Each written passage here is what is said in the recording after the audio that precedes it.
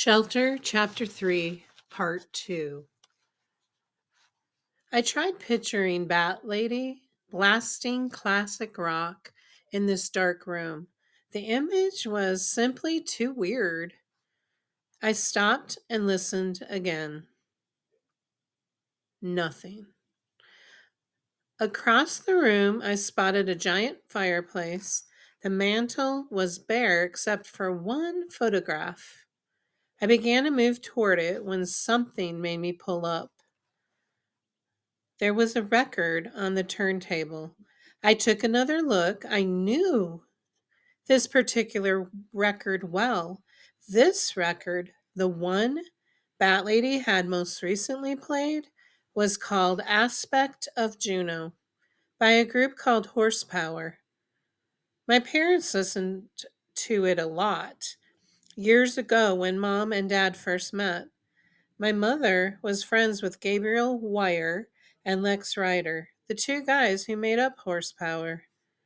Sometimes when Dad was traveling, I would find Mom listening to the music alone and crying. I swallowed. A coincidence? Of course it was. Horsepower was still a popular group. Lots of people owned their music, so it happened to be sitting on Bat Lady's turntable. Big deal, right? Except it was a big deal. I just didn't see how yet. Keep moving, I thought. I started again toward the photograph on the mantel.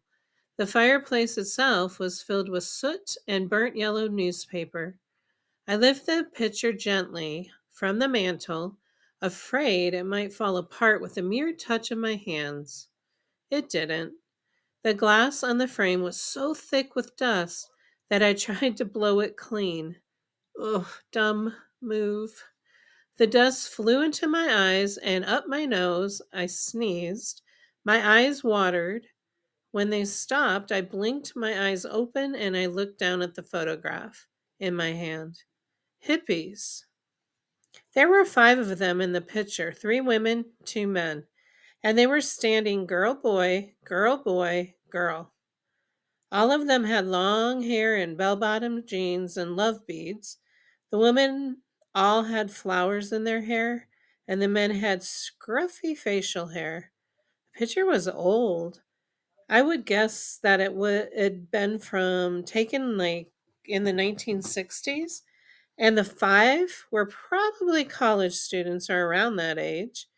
The image reminded me of stuff I'd seen at Woodstock documentary. The colors in the photograph had faded over the years, but you could tell that at one time it had been bright. The 5 stood in front of a brick building and all smiled widely. They all wore the same tie dye t shirt with a bizarre emblem on the chest. At first, I thought it was some sort of peace sign, but no, that wasn't it. I looked closer, but I couldn't figure out what it was. The emblem looked like, I don't know, a messed up butterfly, maybe? I read once about Rorschach's blots, where different people see different things in the same vague image. It was a little like that, except the blots were black and while this design had a host of colors. I looked again. Yes, I could clearly make out a butterfly. Near the bottom tips of the wings, there were 2 round eyes. I guess animals' eyes, maybe. They seemed to glow. Seriously creepy. My gaze kept being drawn back to the girl in the center of the picture. She stood a little forward as though were the leader. She had waist length blonde hair, lassoed with a purple headband. Her t shirt was snug, if you know what I mean, tied across a rather curvy figure. Just as I was thinking that this particular hippie chick was kind of hot, a horrible realization hit me. It was Bat Lady. Ugh. When my phone vibrated, I jumped again. I quickly pulled it into view and looked at the message. It was from Emma. The text was in all screaming caps. Car coming. Get out. I pulled the photograph. I put the photograph on the mantel and headed back toward the kitchen. I kept low, nearly commando crawling on the dirty linoleum. When I reached the wall, I rose slowly and peeked out the window into the backyard. In the woods, a cloud of dirt settled. I could see the car now. It was pure black with tinted windows. A limousine or a town car or something. It had stopped in front of Bat Lady's garage. I waited, not sure what to do. Then the passenger door opened. For a moment, nothing happened. I glanced left and then right, looking for Emma.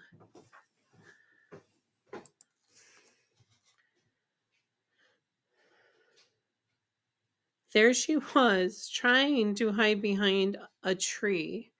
Emma pointed to my right. Huh? I gave her a what gives shrug. She kept pointing, more insistent now. I looked in that direction. The kitchen door was still open. I had forgotten to close it. I ducked low and stretched my leg toward it. Using my foot, I kicked the door closed, though it didn't stick. It popped back open, creaking in the still air. I tried again, but the lock was broken. The door wouldn't stay closed. I nudged it closed, so it was just ajar now. I risked a glance back at the window. Emma glared at me and started working her cell phone. The message buzzed in. What part of car coming? Get out. Confused you. Hurry, dope. I didn't move, not yet. First of all, I wasn't sure which direction to go. I couldn't go out the back. Whoever was in the black car would spot me. I could run out the front, but that might draw their attention too. So for now, I stayed put. I kept my eye on the car and I waited. The front passenger door of the car opened a little more. I stayed low, keeping only my forehead and eyes above the window line. I saw one shoe hit the dirt, then another. Black shoes, men's. A moment later, someone rose from the car. Yep, a man. His head was shaved clean. He wore a dark suit and aviator sunglasses and looked as if he was either coming from a funeral or an elite member of the Secret Service. Who the heck was this? The man kept his body ramrod straight while his head spun like a robot's, scanning the area. He stopped on the tree where Emma was doing a pretty poor job of hiding. He took a step toward her. Emma squeezed her eyes shut as though wishing herself away. The man with the shaved head took another step. Ugh, no doubt about it, he had seen her. I debated what to do here, but not for very long. I had to act fast, had to distract him. I decided to hit the back door and draw his attention. I was about to do just that when Emma opened her eyes. She spun around out from behind the tree, all in her black goth wear. The man stopped in his track. Yo, Emma said. Would you like to buy some Girl Scout cookies? The man in the aviator sunglasses stared for a moment. Then he said, You're trespassing. His voice was flat, lifeless. Right, sorry about that, she said. See, I was going around the neighborhood and I was about to knock on your front door when I heard the car, so I figured, what the heck, I'd make it easy on you and come around back. She tried to smile at him. He didn't seem pleased. Emma kept talking. Now, our most popular cookie is still the Thin Mint, but we recently introduced a new flavor, the Dulce de Leche, though I think they're too sweet. And if you're watching your calories, I know it doesn't look like I do. Am I right? You can try our new sugar-free chocolate chip. The man just stared at her. Or we still sell the Samoans, the peanut butter sandwiches, The shortbread and the tag-alongs. I don't want to pressure sell, but all of your neighbors have placed orders. The Asalits next door, they brought 30 boxes with a little help. I can land first place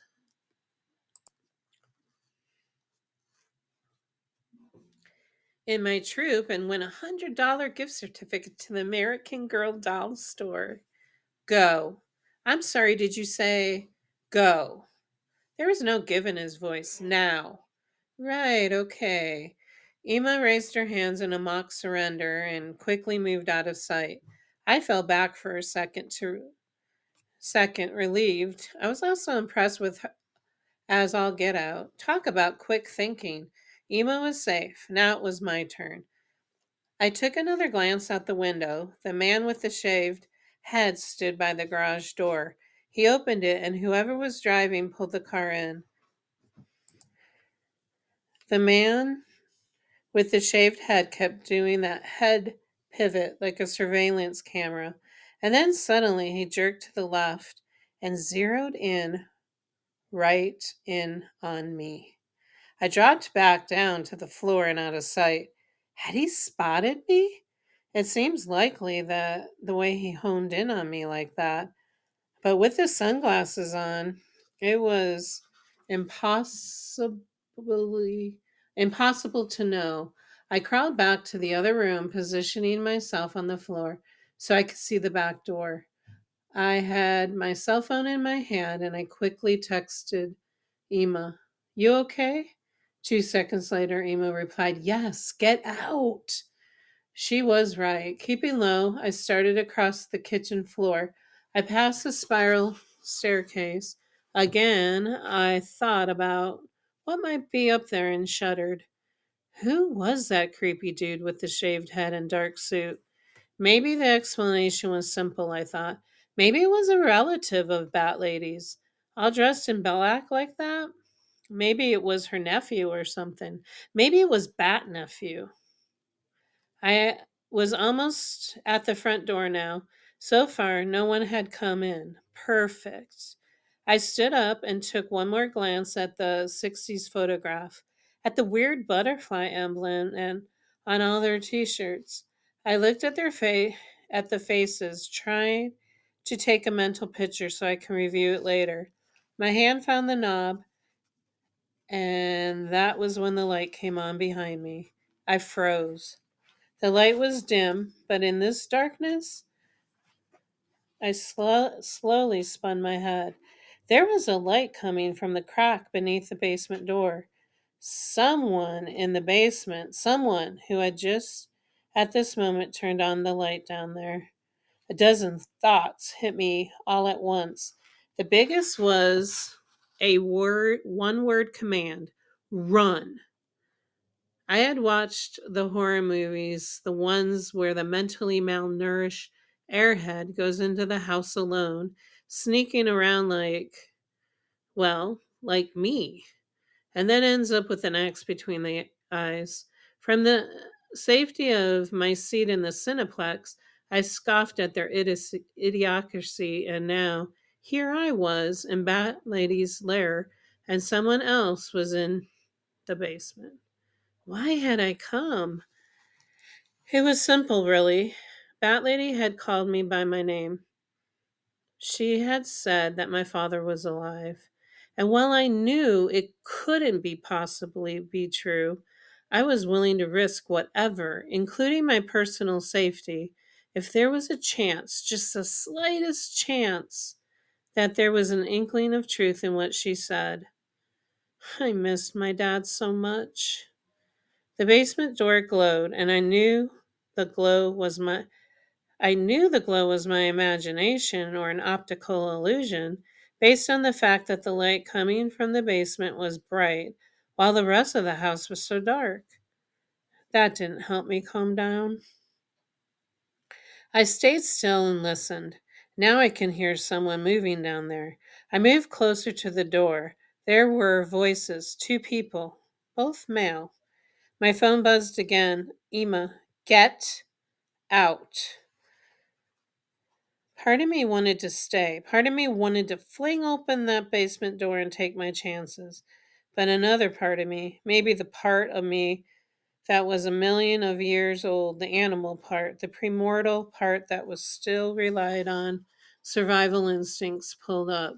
The primordial animal looked at that glowing door and sensed danger behind it.